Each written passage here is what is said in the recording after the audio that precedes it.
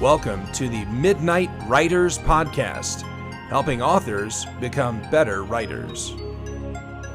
Episode 6, Convention Panels. I'm John. I'm Lena. And I'm Ben. And we have again with us special guest, Kevin Eikenberry. Thank you. Good to be here. Thanks.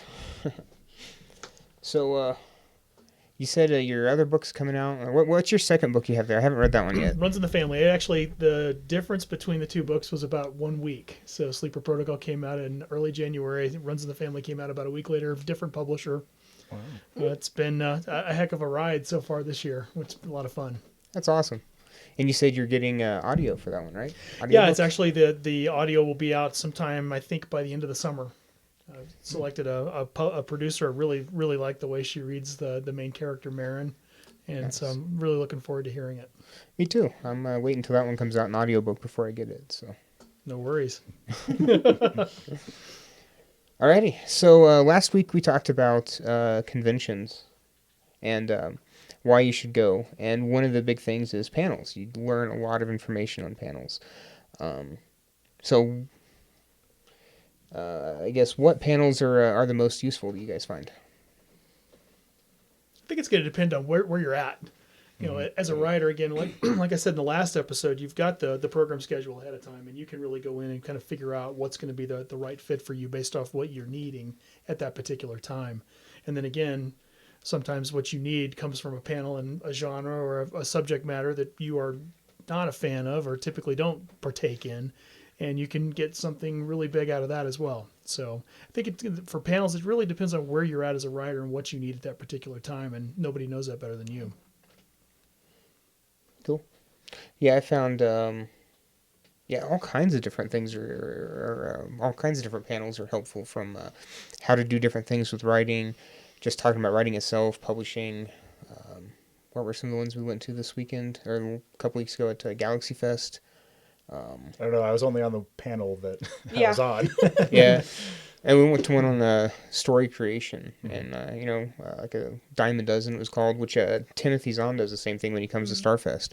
And, he gets a bunch of random ideas from audience members and turns them into a story there. So those are good just to help unlock your creativity, even if you don't learn anything about writing itself. So yeah, I would agree. There's all kinds of fun panels out there.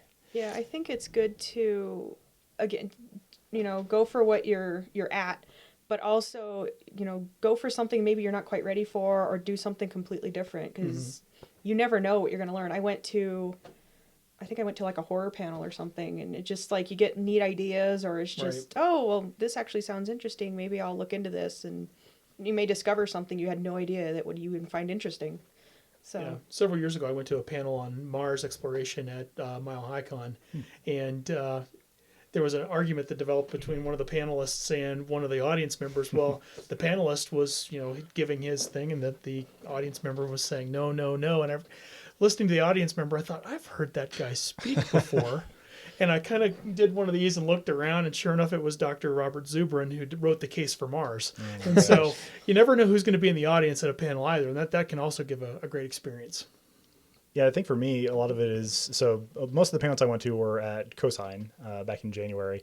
And just looking at the schedule, there's a lot of them that was stuff I'm doing kind of now, but then also with the books that I do have planned out that I have yet to write, it was kind of good to go and to some of them that aligned with that, so that I can kind of prepare myself to get in the mindset of, okay, here's what I need to consider going forward with, this next trilogy or the duology or the series or any of those. So yeah, just, where you've been is great, but definitely looking ahead is also important. Yeah, I mean, if it's information you can use at some point, might as well get it now. Right. Yeah, exactly. And it never hurts to go back to that panel in the future when they offer it again, because it'll be totally different people and totally different audience members and different questions. Yeah. So the learning process never ends. Yeah, everything will be different next time. Yep. That's exactly right. Cool. So I've noticed that some conventions, or even at multiple conventions, they'll have the exact same panel topic at every single one of them. Are those worth going to more than once, do you think? I think it's going to depend for me. I think it's going to depend on who's on the panel. Yeah, sometimes it's the same people every single time. It's like you again. Yeah. I don't need to listen to you again. Yeah. If it's somebody else, you throw somebody else or a couple of different people in there, then yeah, potentially. But Again, if it's the same panel with the same participants, you're probably going to have the same discussions. It probably or depends on something how similar. specific it is too. That's If it's true. like a general topic, they're gonna change every time. But sometimes they're really specific and it's the same people. And it's like, yeah, maybe go twice Right. just to see, but I wouldn't go a third time. Yeah, I would agree with that. There's a limit.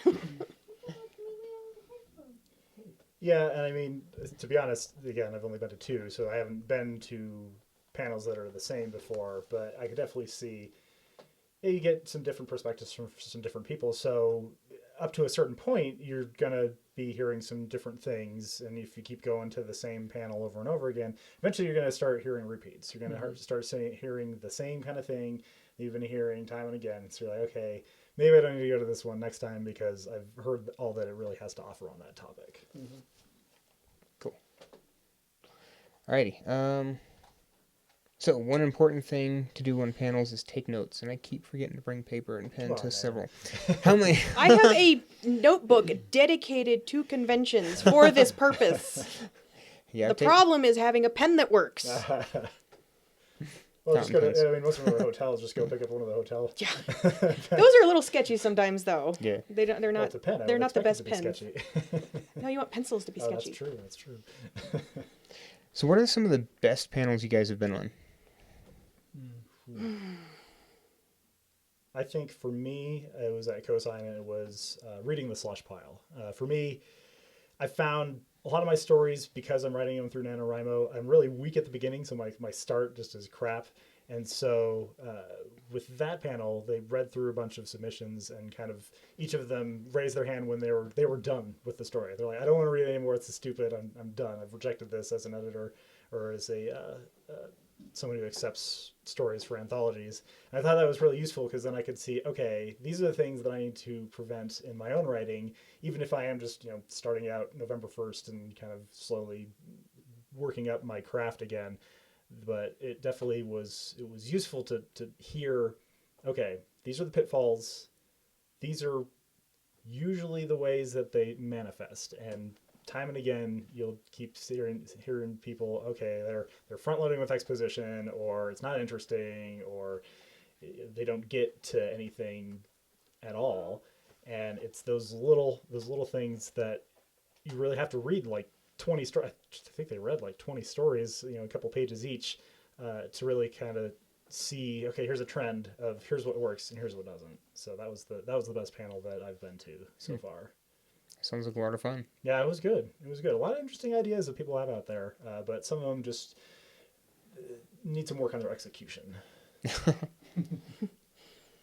I did one.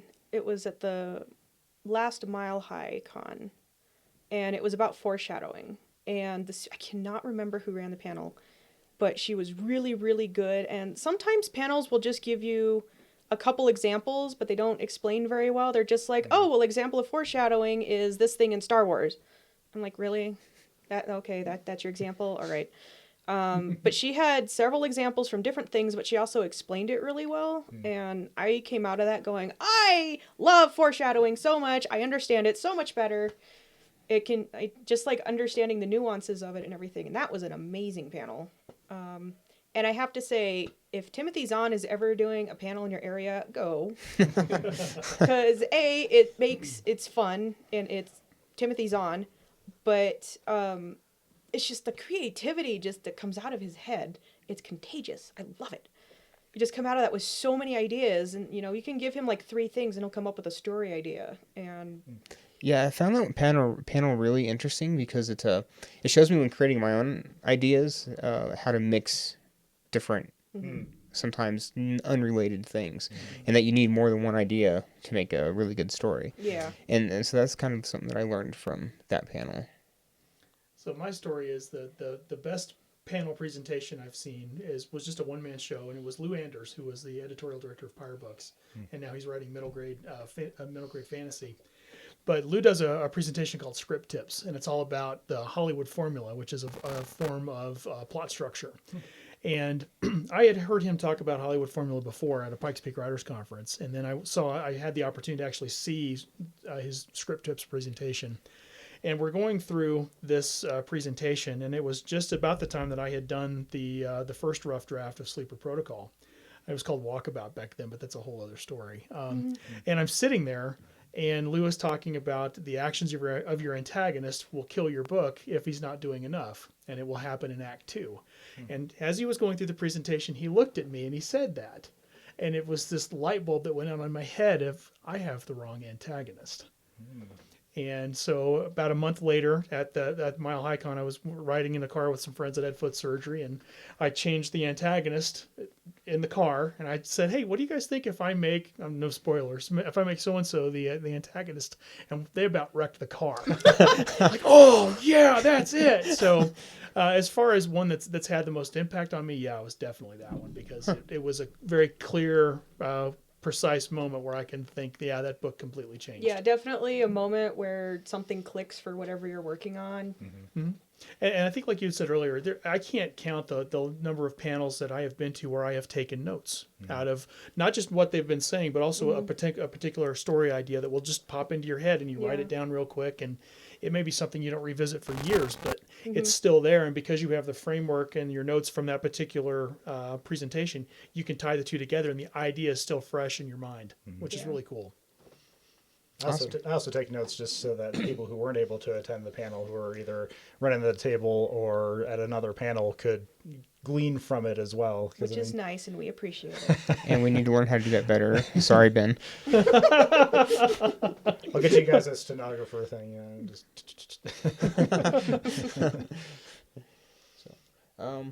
Outside of the Timothy Zahn panel, I don't know what other panel would be like the best one that really sticks out in my mind. I've been to so many.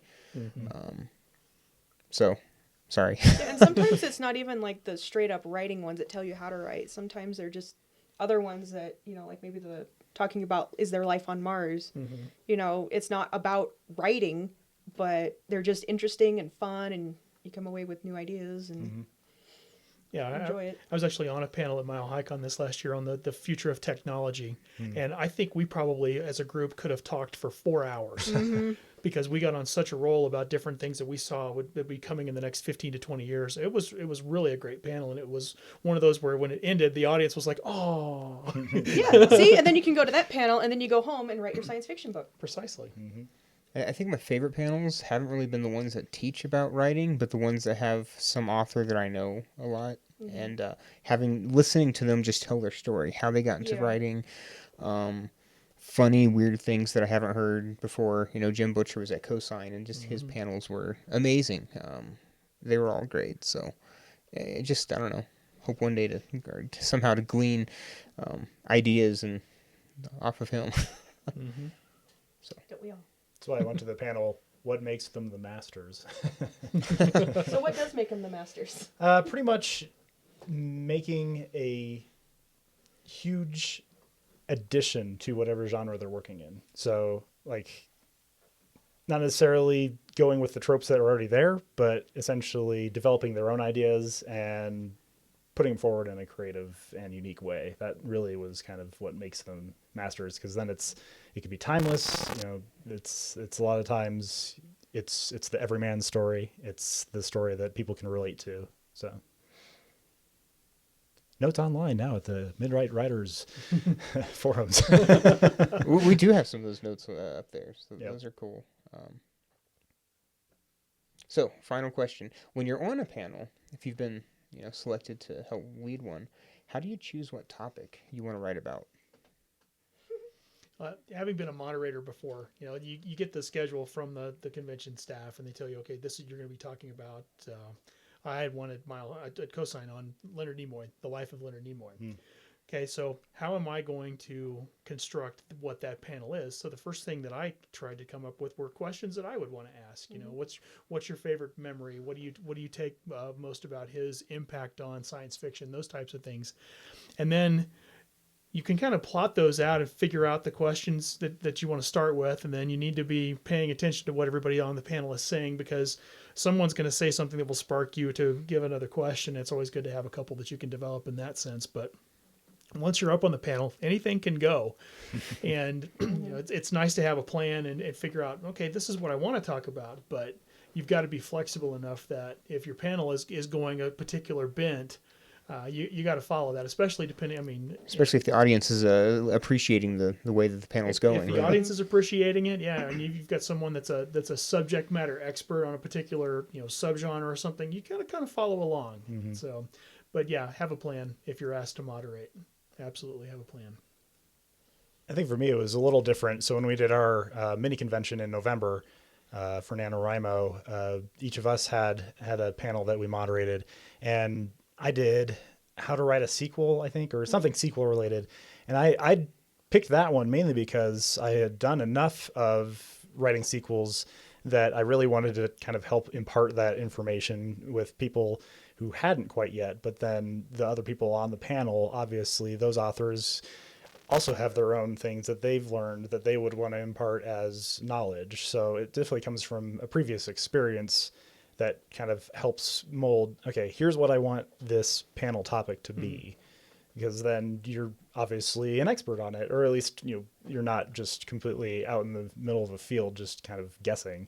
So that way you've got at least somewhere to go with it instead of just, okay, just let them talk. So. Oh, cool. All right. Any final thoughts? Go to conventions and go to panels.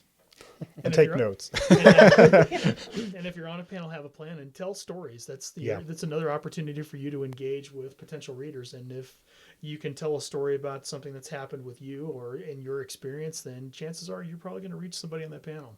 Absolutely. Reverse networking. Exactly. Exactly. Well, thanks. We'll see you next week. Thanks much. Bye. Bye.